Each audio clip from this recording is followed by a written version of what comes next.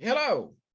Get your official products such as this marvelous t-shirt that I'm wearing, or this great coffee mug that I'm drinking out of, and many other products with the show about stuff, the Stephen Davis logo at https://www.zazzle.com/store/a-stuff-store, and make sure you get your 15% discount today.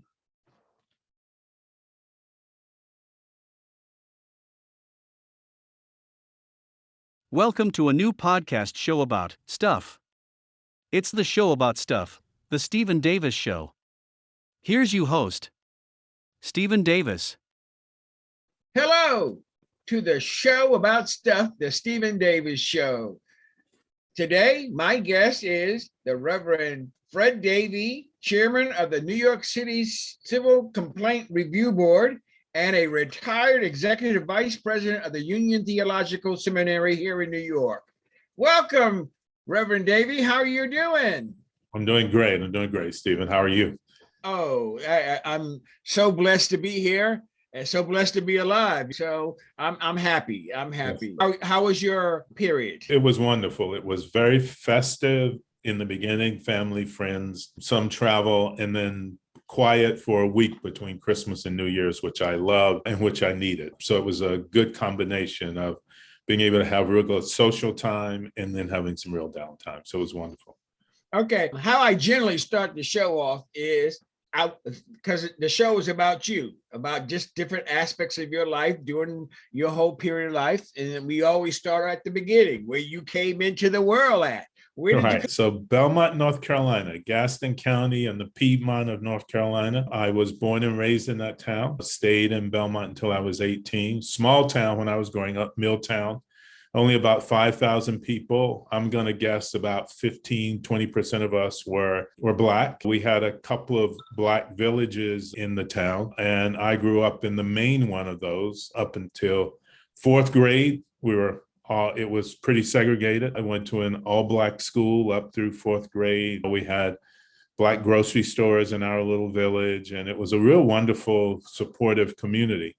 And then we integrated schools. Basically, we had a K-12 school in our neighborhood. They closed it, and they dispersed us throughout the county to the white schools, predominantly white schools in the county. I went from a school where it was 110% Black to a school where I was one of 3 Black kids in my class. It's quite a change, but that was the bosom in which I was raised. It's made me the person I am.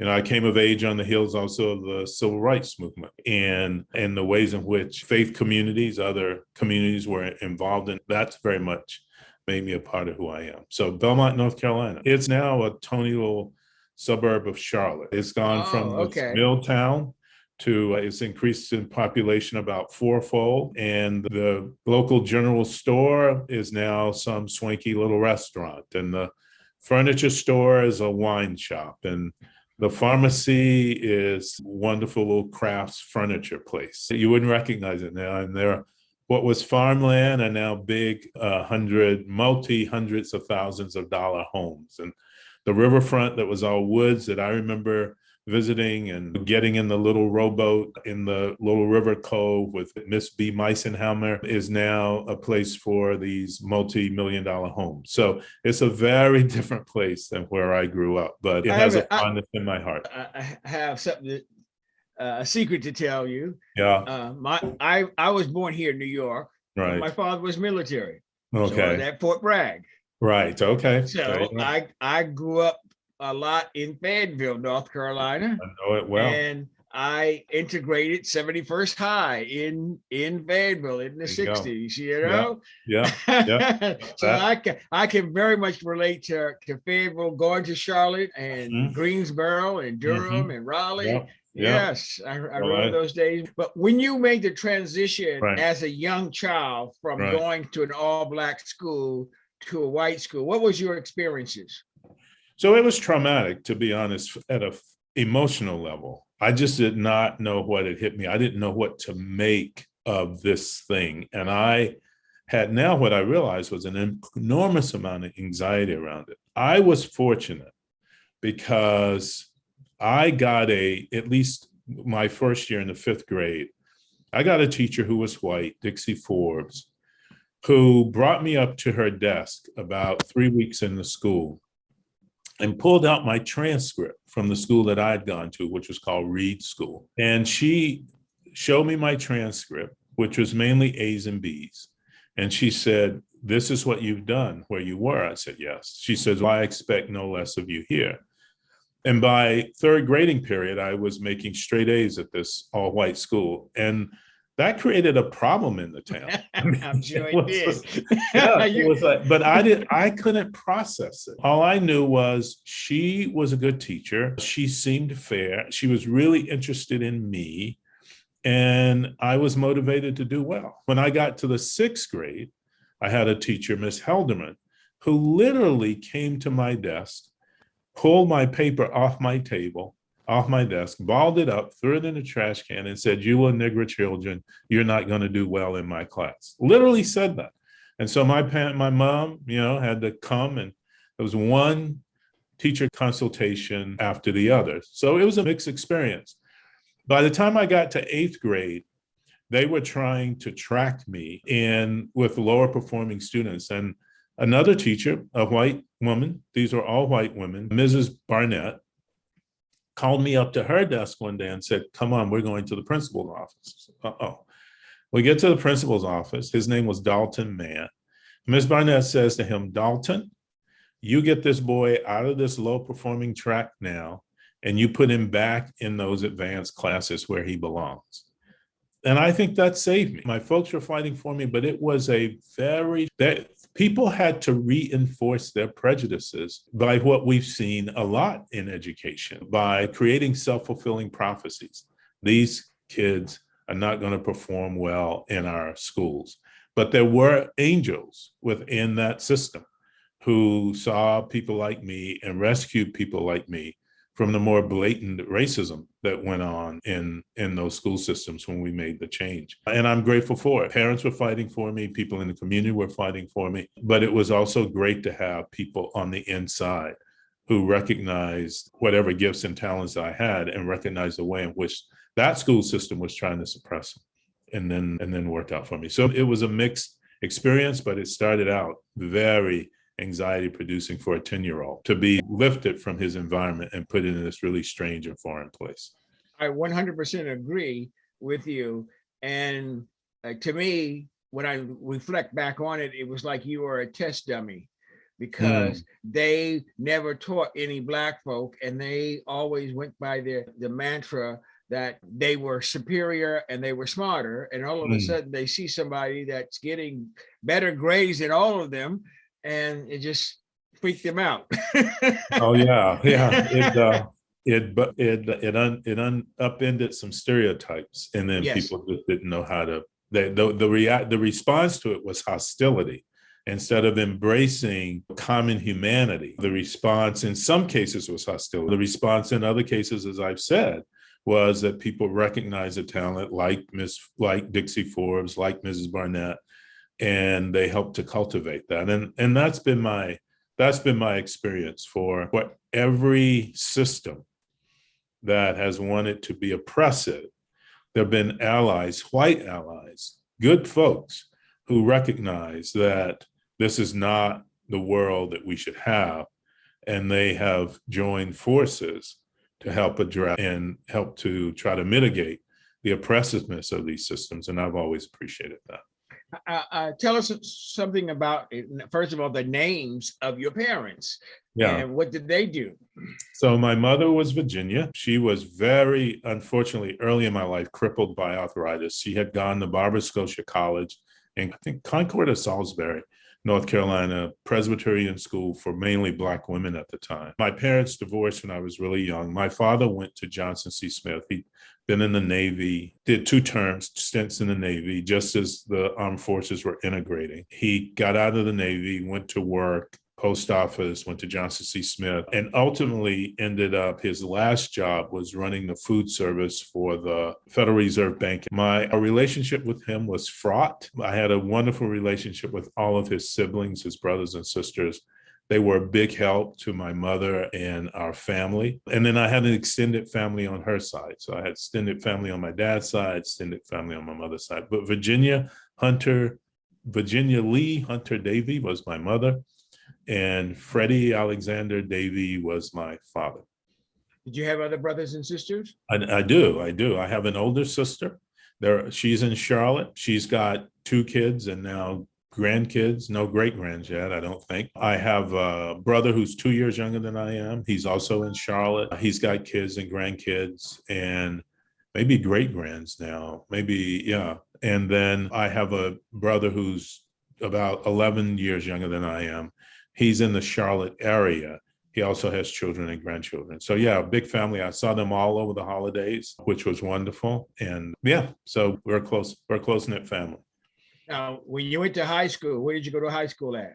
So in the same town, it's called South Point High School. At one point, it was called Belmont High School, but they changed the name to South Point because we had another number of feeder schools from other little towns in and around the area. That was a good experience for me. I was very active in various high school activities. I served as the assistant sports editor and sports editor for our high school yearbook. I was involved in other activities there as well. I got best sport, meaning person with the best disposition, the guy who could best take a joke, among the senior superlatives that they did in those days. All in all, that was a pretty good experience. And I still stay in touch with a lot of my classmates, both black and white, from those days.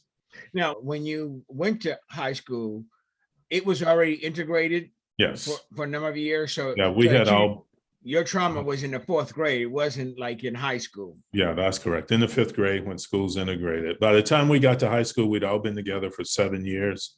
We all knew each other. We pretty much worked out what we needed to work out. We had some incidents. I remember I led a walkout around some stuff in junior high school.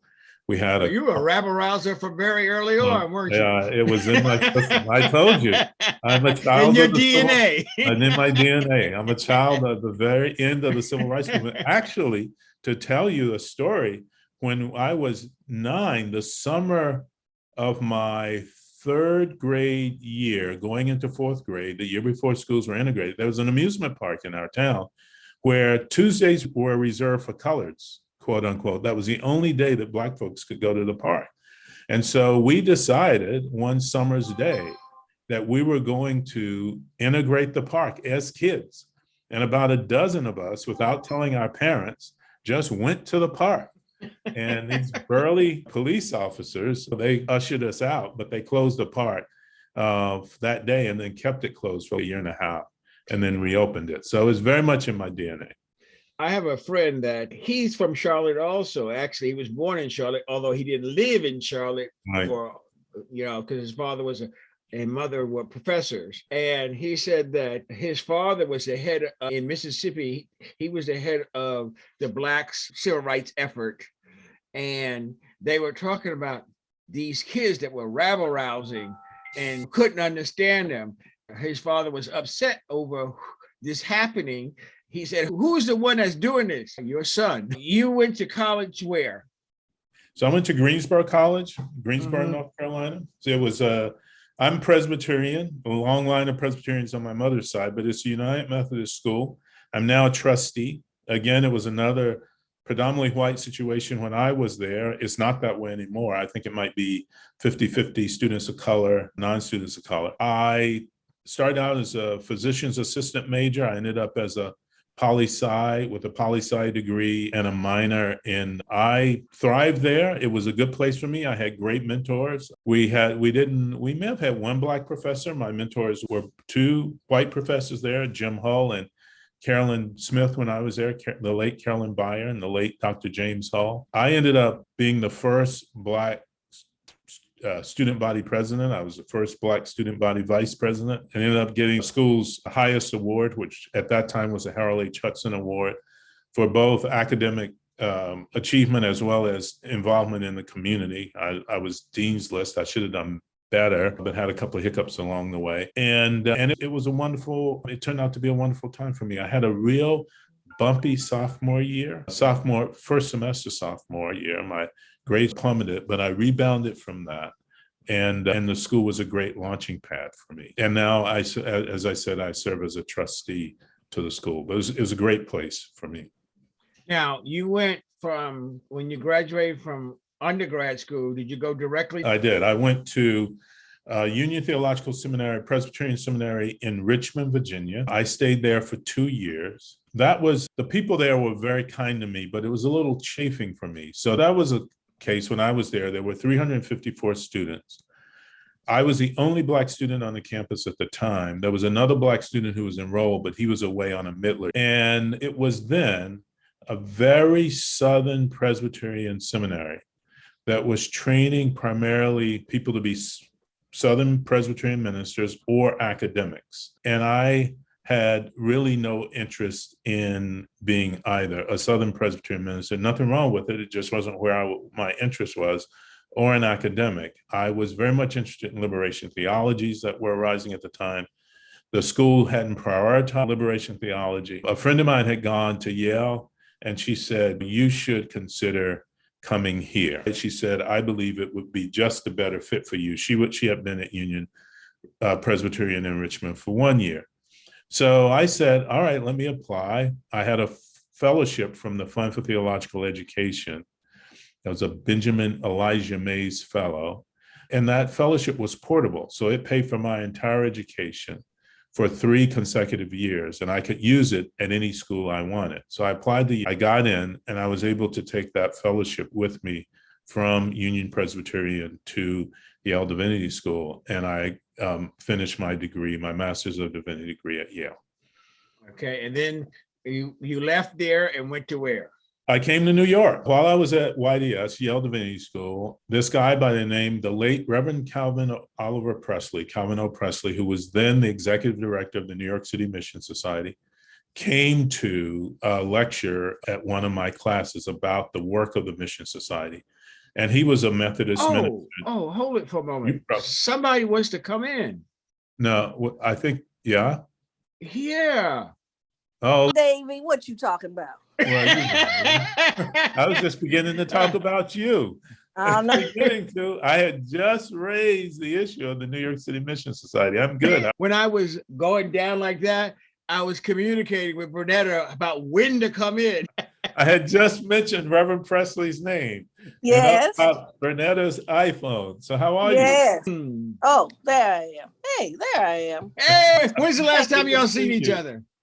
A long time. Yeah, in person, yeah. Probably, let's see, Fred, you remember when they had a 25th anniversary and we came down on the train? Yes. I think that's probably the last time I saw you. Yeah, and how long ago when was that? Yeah. I have to let my audience know, us old folks, it takes us a while to remember things. Because I left City Mission in 83, I believe. Right. And so that would have been, gosh, I just can't figure it out. I have to do the math later and send you a text or something because I don't remember. It's been a while. Yeah, it's been a while. Yeah, but it's good to see you. It's good to see you too. And I've heard some things about you. All good for you. All good. Don't worry. I hope so. They're all good. Yes, they're all good. I know you've been working hard in the vineyards, and then you went on and began to do other things and uplifting folks and so forth and so on. So I'm with you 154% on that. Let's do this. Yes. Because I purposely brought Fred in on the New York City Mission Society. Y'all talk about working there at that particular period of time. That's what Fred was talking about. He left Yale and came to New York City Mission Society with Calvin Presley. Yes, and I left Washington, D.C. and came to City Mission just before Fred did. Fred, I don't remember if you were there by the time we had the very first person award dinner, which was my really big first assignment. I was there as the director of community relations and had come from graduate school to New York City to work. And then shortly thereafter, I think I lost you guys for a minute there. I'm sorry. Okay. I was just trying to give a timeline. as to when I went to City Mission. And you came late. But my question was, do you recall whether or not you were attended the very first person award? Who got the award? Do you remember that? What'd you say? Who got the award? Do you remember?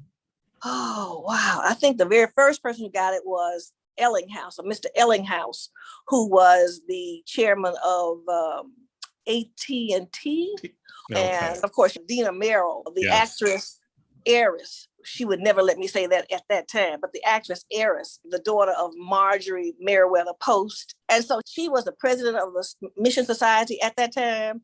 And so she had a lot of her luminaries from Hollywood mixing with folks from the business world. So, we met some of everybody. Yeah, we met folks like Chock full of nuts people, the chair lady of Chock full of nuts, all kinds of folks who were in a whole nother stratosphere in terms of money. TV personalities, Charlie Wilson from ABC, I remember. Yes. A number of different people like that. Yes. So Fred was there, and he was originally from North Carolina. And I was from Arkansas. We would be talking our Southern talk and so forth and so on, and moving on and talking. Did some of everything. He called me Hayes at the time, and I still call him Fred. Sometimes I think he was a little younger, not that much, but a little younger, and so it was like he was my little brother. Yeah, maybe a month or two younger.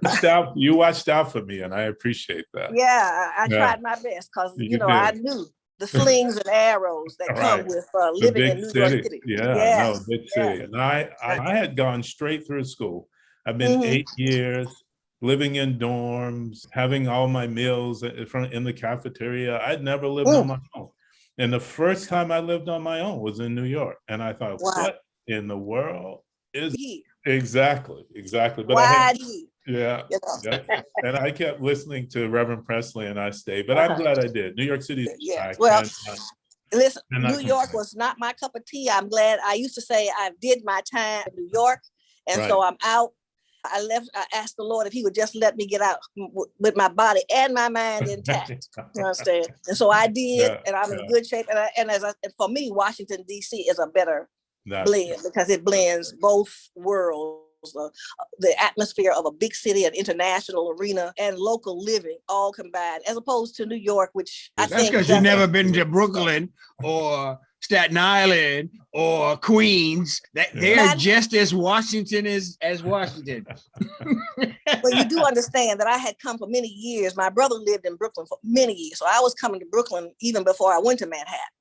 And then living in Manhattan was just a whole nother process. I believe in living where I work. And so I didn't want to have to make that kind of commute from Brooklyn or Queens or Staten Island. And I went to Queens. Staten Island was probably the only borough I didn't get to. Okay. So, I thank you so much for coming on the broadcast, Fred. That's great. I'm glad. And I'm gonna be in DC before this month is out, I'm pretty sure. Okay. And so I'm gonna make it a point to be in touch. Right. And we can grab coffee or lunch or something like that. That works for me. I'd love to do it because I haven't seen you in person in a long time. Yeah, but you're looking the same except for a little hair. You too. But a little gray here and there. There's more to this than meets the eyes. Fred, it's good to see you. Good to see you too. I appreciate so much having the opportunity to give you a surprise, and I will be in touch. I look forward to your coming to Washington. Definitely. You guys have a great conversation. Thank you. Take care now. Bye. Thank you so much. Thank you. Surprise. Thank you. Now you were talking about your working at the New York City Mission Society. Right. So go ahead. Yeah. So Reverend Presley, he came to talk to my class at Yale. I went up to him. I said, the work that you're doing is the kind of work that I want to do.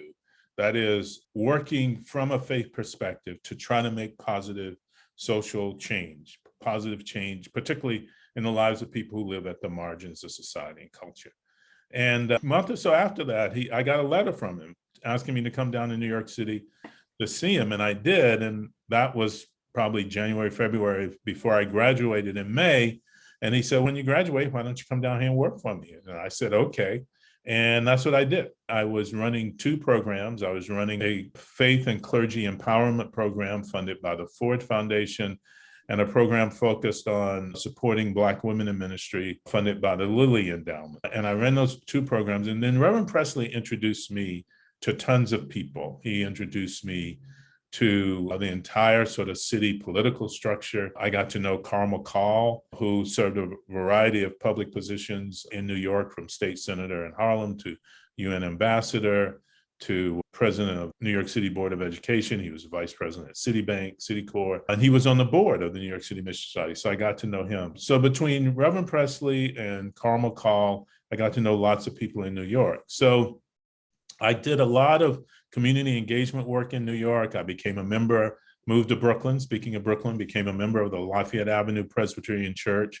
Actually, and I was ordained as a Presbyterian minister to work at the New York City Mission Society, one of the few people at the time who had an ordination that was not to a church, but that was actually to a nonprofit. I have all the ability to do all the functions that a minister does, but my ordination was to a nonprofit, not to a church. A member of the underground? Yes, they were very much involved in the Lafayette Avenue Presbyterian Church in the abolitionist movement. I used to live right around the block from it. No, but that was an interesting time to be in Fort Greene, Yes, it was. It was on transformation then. And like my little hometown in Belmont, the store across the street in Fort Greene on South Oxford Street that really was just a front for drug dealing is now Tony little coffee shop or something. That's how much Fort Greene changed. I can remember being propositioned by ladies of the evening on Fulton Street. Right? Yes, Yeah, absolutely. And they had the bars over there. Yeah, totally. It was amazing, you know. And now it's just this exclusive community in New York, but it wasn't. So I remember those days, and we did a lot of. I was involved with a lot of affordable housing development work, working with churches and faith organizations through something called the Brooklyn Ecumenical Cooperative, BEC. And then Was that with Reverend Johnny Youngblood? Youngbloods was East Brooklyn Congregation, exactly. And this was further downtown in the Fort Greene, Prospect Heights, Clinton Hill area. Yeah, and I got to know a lot of public officials during that time. I ended up going to work for Carmel Call when he was at the New York City Board of Education as the president. I was his chief of staff, special assistant to the president. And then I went over to work in the Dinkins administration the final year, late 90. What would it have been? It would have been late 92, I guess, and all of 93. I think I have that. And I was chief of staff to Deputy Mayor George Brown, who happened to be Carmel Call's wife. And that was an incredible experience because I got to use all the sort of contacts I had with faith groups, all the contacts I had with various constituencies that reported up to Dr. Brown, and just then got to know lots more elected officials and people in the city, including the just outgoing mayor of New York, Bill De Blasio. I actually, in 1994, performed the wedding for him and Charlene McCrae at the Picnic House in Prospect Park. And so stayed in touch with him over all those years, but other people too. Ruth Messenger. So I ended up, after I left City Hall, I became Ruth Messenger's deputy borough president in her term. So I was deputy borough president of Manhattan. And then I had to do, after Ruth ran for mayor against Rudolph Giuliani, and I think it was 1997, and she lost, I had to decide, was I going to stay in politics and government, or was I going to do something else? And I had been having conversations with people at the Ford Foundation. You know, they funded my first project with the New York City Mission Society. They funded other things that I've done. I've been in touch with them over time. And they had an opening for a job managing their portfolio related to faith programs and community development. So I engaged with them around that. They hired me. I did that work. My signature project there was to do a national program, national replication of early interventions, working with faith institutions, police, community-based organizations, et cetera, in the lives, early interventions in the lives of young people who had some contact with the criminal justice system. And this was to do a diversionary program to try to ensure that those young people did not have further contact with the criminal justice system, and to have them diverted to community-based programs that would keep them out of periods of incarceration. We replicated that program in about 10, 15 cities around the country, and some of them are still going to this. I then got invited to, and while I was at Ford, again, I ended up doing some work with the Clinton administration. I actually funded faith groups to do a HUD event in a housing and urban development event in Texas. I got introduced to then Secretary of Housing Andrew Cuomo. Sean Maloney, who's now a congressman from New York, was at the White House in a deputy White House staff position there. And I got to go to the White House for the first time. During that time, I went to a clergy breakfast, my first clergy breakfast at the White House. How did you feel walking through the door? It was surreal. Now, actually, I think before I went to that breakfast, I might have gone to visit Sean at the White House on a Saturday.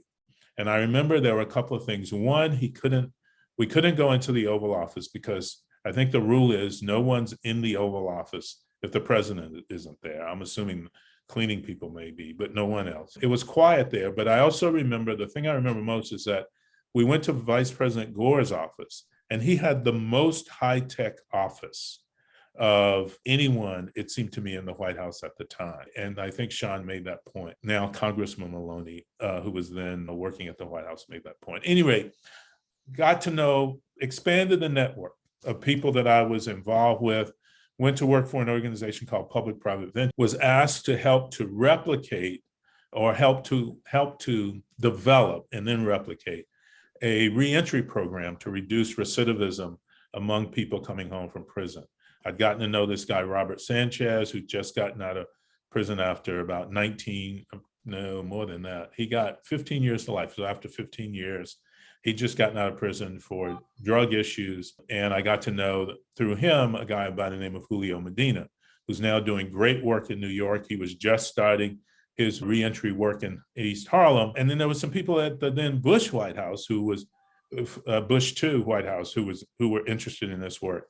So long story short, all this came together. We did this massive prisoner reentry program across the nation with support from Ford and Annie Casey and lots of money from the Bush Labor Department and Justice Department. And it got amazing results. Working with Julio Medina in New York, Kevin Gay in Florida, other people across the country, we got these amazing results from this program. And then we were invited in 2007 to come to the White House to give a keynote address that I had the honor of delivering on the work of this project. And the ironic thing about that is this kid who was a student at the Woodrow Wilson School at Princeton had been watching the work that we were doing at Public-Private Ventures, not only the reentry work, but we had some after-school work going involving faith-based groups that was happening, a mentoring program for children of prisoners that former mayor of Philadelphia, Wilson Goode, was doing, some other things. And so this student at Woodrow Wilson School had been watching this work. One of our researchers was actually one of his professors. He asked to meet with me sometime after that White House presentation. And he said he was going to graduate soon and he was going to go to Washington and look for a job. And when he found the job, he'd like to call me and talk to me about it. So he did, and he called and he said, I'm working for the new senator from Illinois, Barack Obama, and I'd like for you to come in, bring your team, and brief them on what you're doing. Long story short, that led to a long involvement with the Obama administration. I ended up helping on the campaign. I did agency reviews during the transition for the transition team, and then got invited to the inaugural worship service at St. John, ended up in the motorcade up to the Capitol for the inauguration, which was a crazy thing. And then- Now, when you were riding down the street, were you just looking both ways and saying, wow. How did I get here? We were from North Carolina. Yeah, they had us on buses. And I remember Leon Panetta was on my bus, T.D. Jakes was on my bus, a number of other people. Everybody was there. Oprah Winfrey was there. I actually have a photo right there of me and Oprah at the Capitol. And so it was an amazing thing. But I also then ended up getting an appointment from President Obama to be on the first White House Faith Council under his administration. It was called the White House Council on Faith-Based and Neighborhood Partnerships. And we were able to actually help promote the engagement of the federal government more effectively, I hope, with faith-based and community organizations. And that was great work. And so I was at Public-Private Ventures doing this. I was involved with the Obama administration. And then the question became, I was going to stay involved with the Obama administration. I got invited to do some work on LGBTQIA issues through another foundation called the Arcus Foundation. And so it's a foundation funded by a private guy with his own money, John Stryker, and he focused on social justice with a particular focus on issues related to the LGBTQ plus communities in the US and abroad, as well as environmental issues. So I did that work, and one of the things that we supported there was faith institutions that were trying to help create more civil rights for the queer community in America, as well as working with the federal government, the then Obama administration, on looking at ways in which federal regulations could be changed in order to make society more inclusive. Don't Ask, Don't Tell went away under Obama. He got rid of discrimination against gay folks in federal hiring and contracting and things like that, which was all great. So it was great to be able to support that work from a faith perspective as well, and to do it at the Arcus Foundation. So, and I did that for a couple of years. I continued to be involved with the folks in DC. And then this classmate from Yale by the name of the Reverend Dr. Serene Jones became the president of Union Theological Seminary. And she reached out to me when she first became president, and this would have been like 2008, and asked me if I wanted to join her in her administration. And at the time I said no, because I was still doing the work that I was doing with Public-Private Ventures. I was just beginning to deepen the relationship with the folks in the Obama camp. And so I turned it down. She came back again in 2011, August 2011, maybe earlier than that, and asked me once again if I would join. And by that time I was ready. So I became the executive vice president of Union Theological Seminary, which is a work I've done for the last 10 years up until June of this year. And I had the privilege of visiting you in your office. office. Yeah, you did, which was nice. And I really appreciate it. We talked to Bernetta then too. Yeah. And that's been a great run. I'm now the senior strategic advisor to the president as I turn 65 and think about, do I want to step away from some things? So let me just say, at Union, we wanted to make sure that we had a strong student body, which we were able to maintain. Good, strong, nationally renowned, internationally renowned faculty, which was great, and we were able to do it. Strong administrative staff. We were confronted with some really major capital issues, which we dealt with by selling the air rights of the school, development rights, and doing a mixed-use residential and classrooms, community space facility there. It's a tower. It's a big development there, but we're able to right-size the school in so many ways, the seminary that's been so important to America in so many ways, from the Niebers in the 50s and 60s and Paul Tillich to people like Bev Harrison, Emily Towns, the Cornel West, who's now back there, and of course the iconic James Cone, the father of Black liberation theology. So it felt really good to be deeply involved in that work to help stabilize and help to make sure that this institution is going to be around for hopefully another couple of 100 years. But in addition to that, we were very much involved in the public square. We believe that theology in the public square is really important. So along the way, when Bill De Blasio got elected mayor, I was asked to help him organize a clergy advisory council, which I did. I became the chair of the public safety committee of that clergy advisory council. And then somewhere along the way, someone said, the mayor would like to appoint you to the Civilian Complaint Review Board. That is the largest agency of police oversight, civilian police oversight in the nation, and which it should be because it has civilian oversight of the largest police department in the nation. So at the time, there were 13 members on the board. Now there are 15. Appointed by the mayor, city council, and public advocate, with designees coming from the police commissioner. And it's an agency of about 200 people, budget about $22 million. As I said, a board of 15. It has responsibility for adjudicating complaints coming from people in New York against police officers who engage in or are alleged to have engaged in misconduct. So I came on as a board member that was late 2016. By late 2017, I was the acting chair, and by 2018, I was the chair. And we adjudicated tons of cases against officers, made recommendations to the department, wrestled with the department and the police commissioner to actually implement the disciplinary recommendations we made. One of the more significant ones was after Eric Garner was killed by police in Staten Island or on Staten Island. The Staten Island DA failed to indict the officer who was responsible for that at the time, Daniel Pantaleo. The federal government took a pass on indicting him on civil rights. And so the last stop was the Civilian Complaint Review Board that had the authority to bring charges against him for excessive force, and then to prosecute Officer Pantaleo in a departmental trial at the police department, which is what we did. CCRB lawyers argued the case before a departmental trial judge and won the case. The judge agreed with us that excessive force had led to the death of Eric Garner, and that Officer Daniel Pantaleo was responsible for that, and that he should be terminated.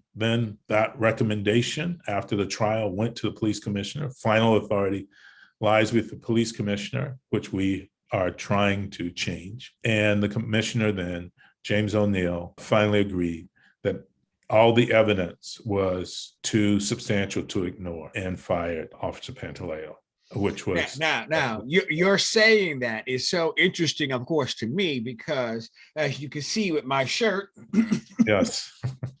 Yeah. And up so people could see. And that "Please, I Can't Breathe" was first uttered by who? Eric Gardner. Eric Garner, indeed. That "I Can't Breathe." I happen to be the manager of Selwyn Jones. Many of my listeners already know that, who is the uncle of George Floyd.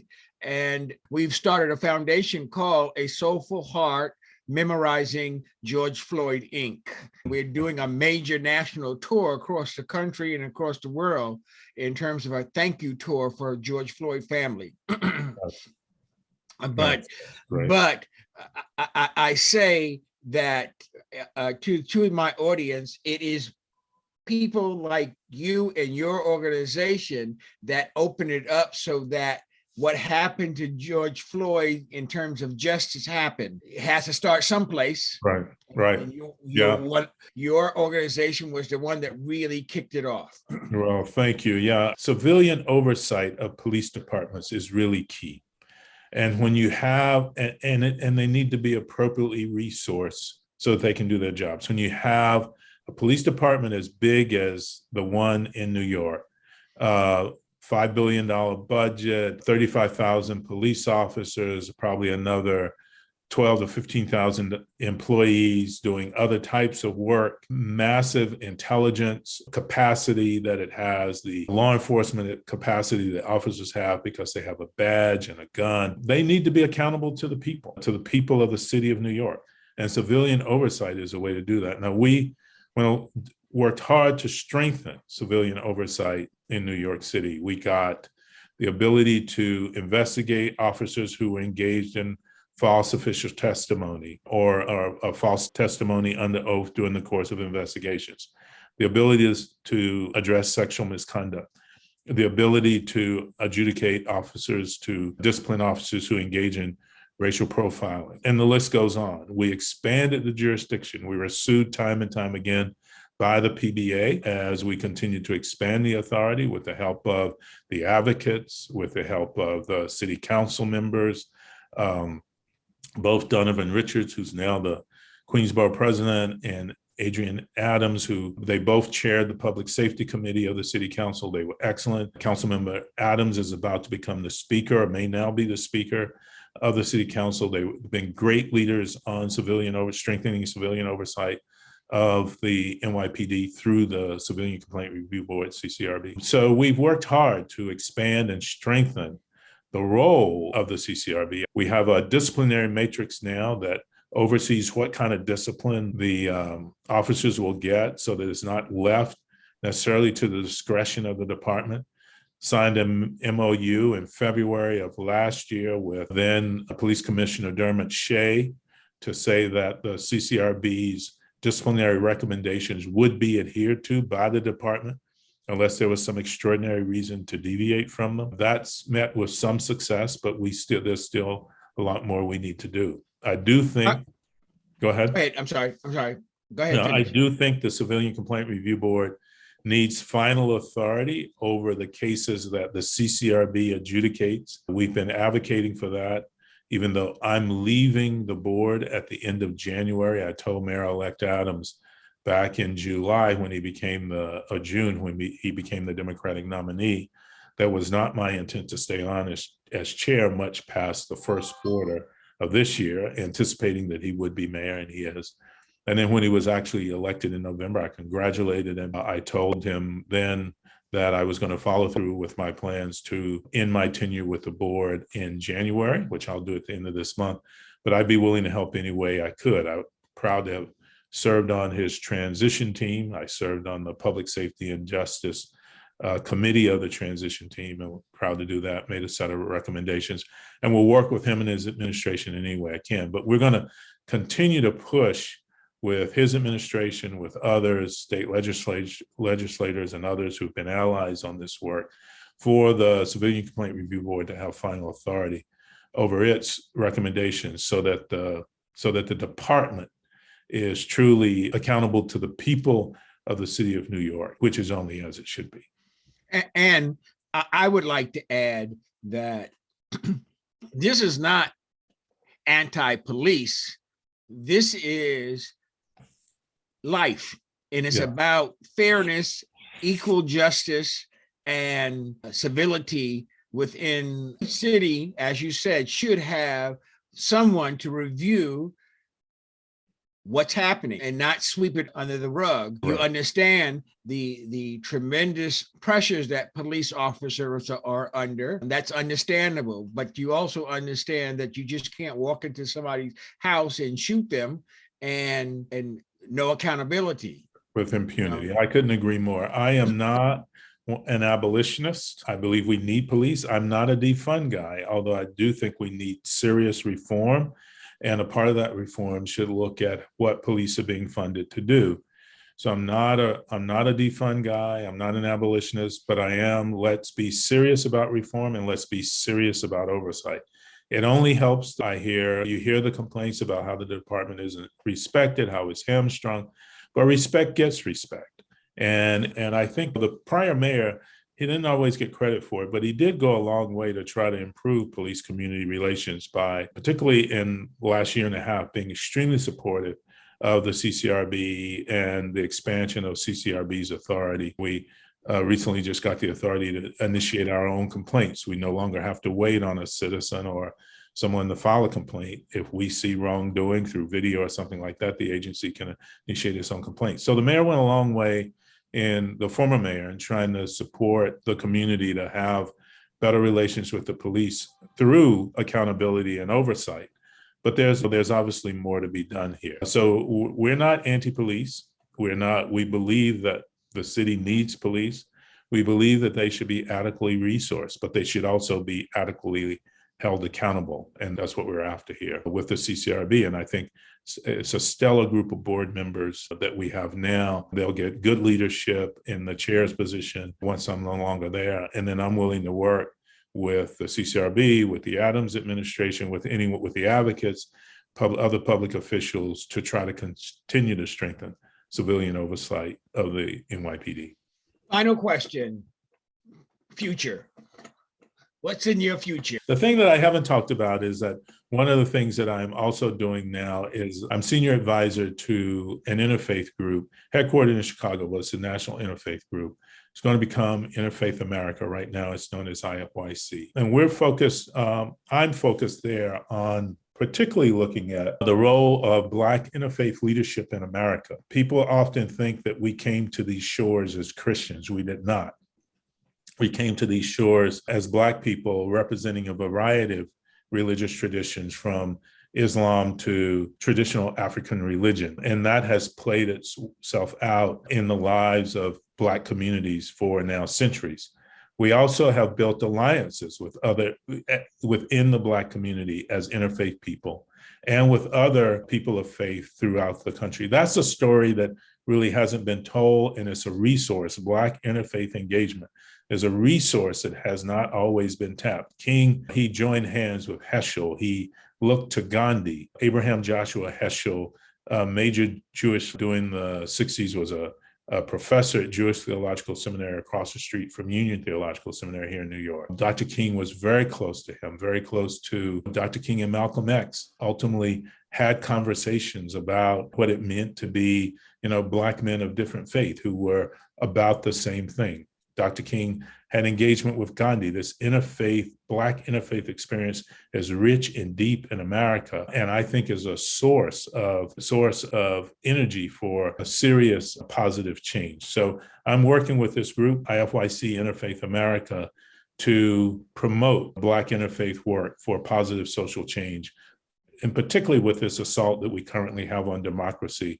I think interfaith leadership, Black interfaith leadership, is going to be really important. So I'm going to do that work for a while. We will launch a couple of events. We have a big event next week on voting and the sacredness of the vote for Black people and other marginalized populations. We hope to do a major Black History Month event soon. We're developing a relationship with the Smithsonian Institute and the National African American Museum of History and Culture, and we hope to be announcing projects with them within the next several months. So I want to be involved in that work. I'm also a commissioner with the United States Commission on International Religious Freedom. We monitor U.S. foreign policy to ensure that it is helping to promote religious freedom around the world. Some travel will come up on that. Nigeria is one of the countries that I've been looking at. There's some troubling stuff coming out of Ghana when it comes to religious minorities, and not just Christian minorities in these countries. There are other religious minorities as well. There are expressions of Islam that don't always fit the predominant Islamic sort of communities in these countries. We want to make sure that those alternative voices within Islam, within Christianity, people like the Yazidis and the Ahmadis and others, the Baha'is and others, have an opportunity to express their faith without oppression, and that the U.S. government supports that religious freedom. So I'm on this commission. I was appointed by Senator Chuck Schumer. I want to do some of that work. So even though I'm winding down a little bit at you, I'm engaged with Interfaith America. I'm engaged with international interfaith work. I want to continue to work on civilian oversight of police and police reform. And so that's, hopefully I'll be able to do that and continue a little bit of this, as you called it when I started, rabble-rousing until I breathe my last. I want to thank you so much for being on my broadcast. It's been a pleasure. Mine as well. And I wish you all the best in your future endeavors. Thank you. That's it for the show about stuff, the Stephen Davie Show. Join us next week for another wonderful topic. Bye. Thank you for tuning in this week. Hope you enjoyed this show about stuff. See you next time.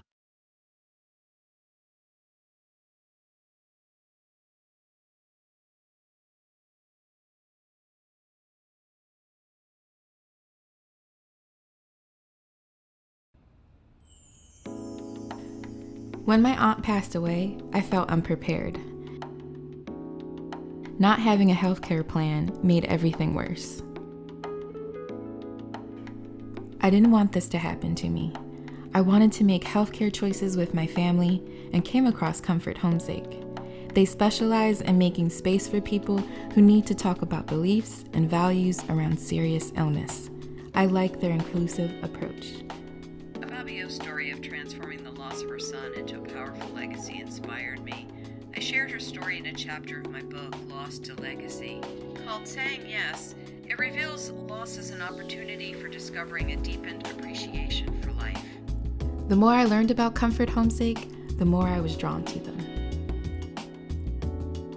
We went for my pacemaker upgrade that morning. When the doctor came in, I met her for the first time in person. She was speaking to my daughter Bianca instead of looking me in the eye. She made me feel invisible. All of a sudden, I became old, And I'm used to being my own advocate. I could convey whatever I wanted to about my health. That happened to my aunt too, and I'm volunteering with Comfort Homesake to make sure it doesn't happen to other people. Comfort Homesake has some great programs that teach how to prevent unwanted medical treatment from happening to your loved one. Volunteers can also train to support community in a number of other areas. I went looking for information and ended up responding to the call for volunteers. Now I help others. It was the best decision I ever made. You should volunteer too. Visit comforthomesake.com today.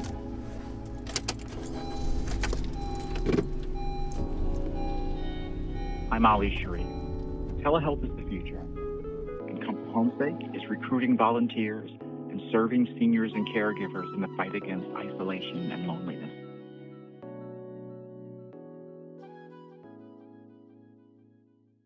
Branded gifts for the holidays, birthdays, or just because.